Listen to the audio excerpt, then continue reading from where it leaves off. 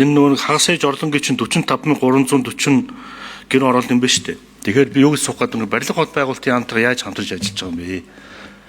Яг үнийг бол энийг хамгийн үр дүнтэй бууруулах арга хэмжээ бол ерөөсөл орон сууцуулалт шүү дээ. Орон сууц хамрагдж утааны бохирдолчин буурна, хөрсний бохирдолчин буурна. Тэгэхээр энэ дээр барилга орон сууцны яамтайгаа яаж одоо хамтарч ажиллаж байгаа гэдгийг дахиад асууя. За одоо энэ чинь 2025 онд 7% буюу 34,826, 2027 онд 20.9% буюу 10,331, 2028 онд 49.9% буюу 247,000-ыг одоо нөхөн жорлон одоо устгана буюу байхгүй болгоно гэдэг ингээд зорилт тавьчихжээ. 28 он чинь дахиад жил 6 сарын дараа дууслаа. Энэ хугацаанд бид 300,000 одоо нөхөн жорлон устгасан байх юм байна. Ийм боломж байгаа юм уу? Энэ бодит тоонууд чинь ингээд худлаа тоонууд байна шүү дээ. Энэ төлөвлөгөө төлөлт хоёроо эргэж харахгүй юм уу? Нэг нь төлөвлөсөн болоо нөгөөт нь авсан болоо дуусаад. За зорилт бодиттой юу? Нийслэс төр орон сууцтай холбоотой хийж байгаа ажлын үр дүн ямар тоо тооцоо төлөвлөгөө байгаа гэдгээ бас нэг хэлчихвэл. Одоо яг гол энэ орон сууцтай асуудал бол нийслэл хотод нэлээд эрчимтэй явж байгаа. Хөдөө орнуудыг аймгийн төвүүд дээр ч гэсэн явж байгаа. Энийхээ тоогоос хэлчээрэй.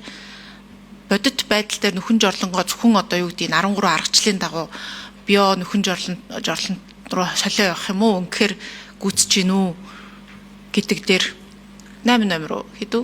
За 8 номер. 9 номер уу? За 9 номерын микрофон өгье. За шижрэг шивний асуултанд хариулъя. Байгаль орчин уур амьсгалын өөрчлөлт яамны хөрөлөн боо орчны бодлогын газрын дараа инх мөнх байна. Хог хаягдлын тухай хуулийн дээр энэ хөрсний бохирдлыг бууруулах чиглэлээр засаг даргын эрх үүрэг дээр маш тодорхой заалт байж байгаа.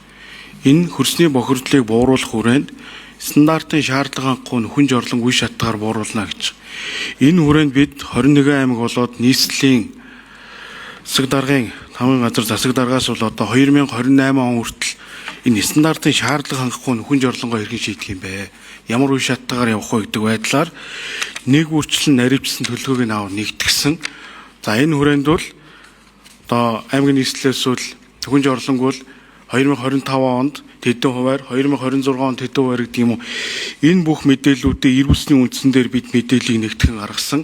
Нөгөө талаас нөхөн жорлонгоос илүүд нөгөөтэйгөр бас энэ ой болон 9 номер гүцэд хариулъя.